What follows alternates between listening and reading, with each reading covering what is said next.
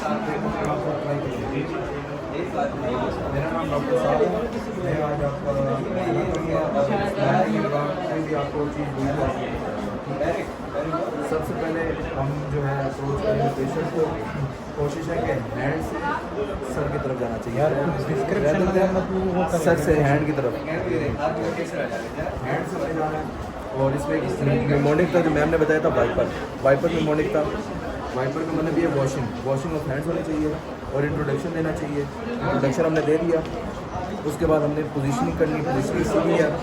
Exposure है, exposure ऐसे कि पहले से आप एक्सपोजर ऐसे कर सकते हैं, थोड़ा थोड़ा इस तरह, थोड़ा सा एक्सपोजर यहाँ से, थोड़ा सा एक्सपोजर यहाँ से, थोड़ा थोड़ा यहाँ से, थोड़ा थोड़ा एक्सपोजर रखना है इसमें। और इसमें क्या करना है, right sided approach, free marks ma'am ने कहा था इसमें पेशेंट को हमेशा राइट साइड से अप्रोच करना है, हमेशा स्टार्टिंग है। हाँ चल रही है। पेशेंट को हमेशा राइट साइड से अप्रोच करना है, एक्सपोजर सही करना है और एंड में कवर अप करके थैंक यू कहना है। ये फ्री मार्क्स है, ये फ्री मार्क्स है, ठीक है। और इसमें क्या करना है, हैंड से स्टार्ट करना है हमने। और कैनुला वाला जो हैंड है ना, इस पे हमेशा आपने एहतियात करनी है, इस पे मसले हो सकते हैं। इस पे आपने क्या क्या चीज़ें देखनी है, हैंड पे नेल्स देखने हैं, नेल्स का रंग देखना है और कैपिलरी रिफिल देखनी है। और ऐसे कार्ड रख के, मुझे स्पेस गैप नज़र आ रही है, मुझे गैप नज़र आ रहा है, कार्ड रख के गैप नज़र आ रहा है, इसका मतलब इसको कोलिनिकिया नहीं है, कोलिनिकिया भी नहीं है और क्लबिंग भी नहीं है। और मैंने कैपिलरी रिफिल भी देख लिया इसमें। और पल्स मेरे साथ देखूँगा, रेडियल थंब की तरफ रेडियल पल्स देखूँगा 15 सेकंड्स के लिए, 15 सेकंड्स के लिए पल्स देखूँगा। और 15 को ज़रब दे दूँगा 4 से, 15 मल्टीप्लाई बाय 4, 30 सेकंड से देखूँगा, ज़रब दे दूँगा 2 से, ये भी क्लियर हो गया।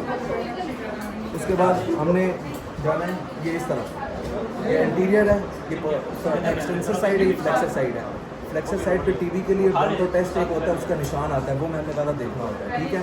मॉन्टो टेस्ट का निशान, पॉइंट नंबर 1। और एंटीरियर भी हम कुछ देख लेंगे, वो भी मुझे माइंड में नहीं आ रहा। उसके बाद हम क्या करेंगे, आम पे जाएंगे। आम पे ये है कि सर ने बताया था कि जिसको कफ लगता है, स्कूल बच्चों को ब्लड प्रेशर का कफ 2/3 ऑफ द आर्म को कवर करना चाहिए, ये ज़रूरी है। अडल्ट में ऐसा नहीं है, ज़रूरत नहीं है। पॉइंट अडल्ट को 2/3 ऑफ द कफ को कवर करना चाहिए, ठीक है, ये पॉइंट है। उसके बाद हम एक्सिलरी लिम्फ नोड्स के ऊपर जाएंगे।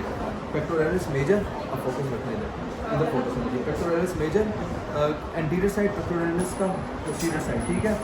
पोस्टीरियर और एंटीरियर के साथ इन दोनों के दरमियान में इस तरफ जो हमारे पास लिम्फ नोड्स होंगे, अंदर की तरफ चेस्ट की लैटरल साइड की तरफ, ये हमारे पास लिम्फ नोड्स होंगे। इन लिम्फ नोड्स को हम क्या कहते हैं, सेंट्रल लिम्फ नोड्स। और जो ह्यूमरस के ऊपर होंगे वो हमारे पास होंगे लैटरल लिम्फ नोड्स, ठीक है। और उसके बाद हमने जो है ये देख लिया। उसके बाद हम जाएंगे आई हेड के ऊपर। हेड के ऊपर जब हम देखेंगे, मेजरिंग टेप से हम करेंगे, मेजरिंग टेप से, ये मेजरिंग टेप है, इससे हमने क्या करना है, पीछे जो पॉइंट है ऑसिपिटल से लेके आगे वाला पॉइंट जो फ्रंट लोब के ऊपर ग्रेविला, वहाँ तक हम मेजर करेंगे। ये पीछे ग्रेविला वाला पॉइंट है, ये मेजर किया 50 सेंटीमीटर हेड का सर्कमफेरेंस आ रहा है, ठीक है। तो 50 सेंटीमीटर हेड का सर्कमफेरेंस आ रहा है। उसके बाद हमने क्या करना है, हेयर्स देखने हैं कि ब्रिटल है, थिन है, किस तरह है। थिन हेयर्स होते हैं हाइपोथायरॉयडिज्म के पेशेंट में, ठीक है। उसके बाद हम देख लेंगे आइज़ में हमने क्या देखना है, आइज़ को हमने देखना ऊपर की तरफ देखो, नीचे से हम कंजक्टिवा को देखेंगे, कंजक्टिवा देखेंगे। अब आप नीचे देखो, इस तरह हम एनीमिया देखेंगे, ठीक है।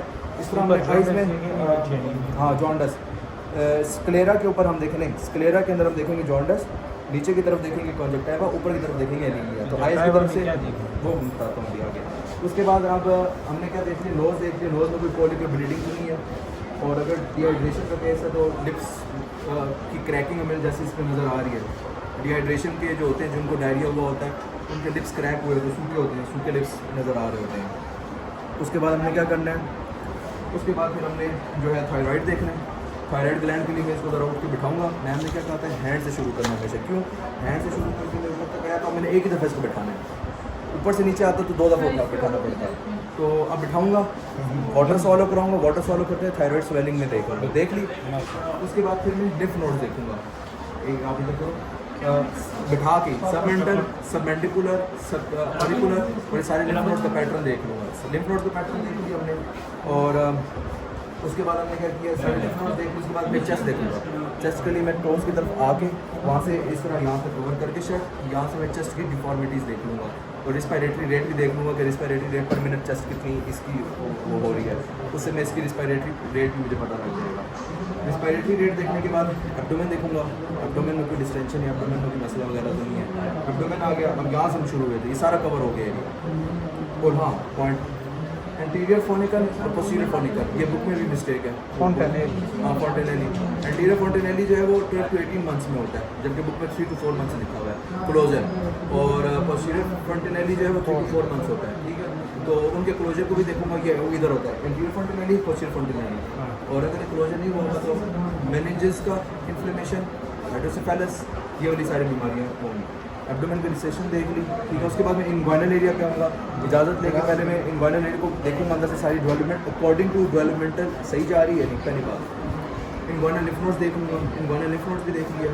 उसके बाद हाँ फिर मैं जॉइंट्स देखूँगा कि नीज़ के ऊपर कोई स्वेलिंग वगैरह तो नहीं है। और एंड पे फिर मैं इधर आऊँगा लेटरल मेडियस के ऊपर जो है इधर पिंटिंग एंडिंग देख लूँगा। और एंड में जो इसके 3 मार्क्स हैं के द्वारा पेशेंट को आराम से कवर अप करना है, आराम से पोजिशनिंग करनी है। और फ्री मार्क्स किसके थे कि कॉन्सेंट लिया, राइट साइड से अप्रोच की, कवर किया और एंड में हमने थैंक यू कह दी। ये जो है इसके फ्री मार्क्स हैं, ठीक है। और इसके अलावा सारे एरियाज हमारे कवर हो गए। ये हमारी जो थी general physical examination of the paediatrics department की आज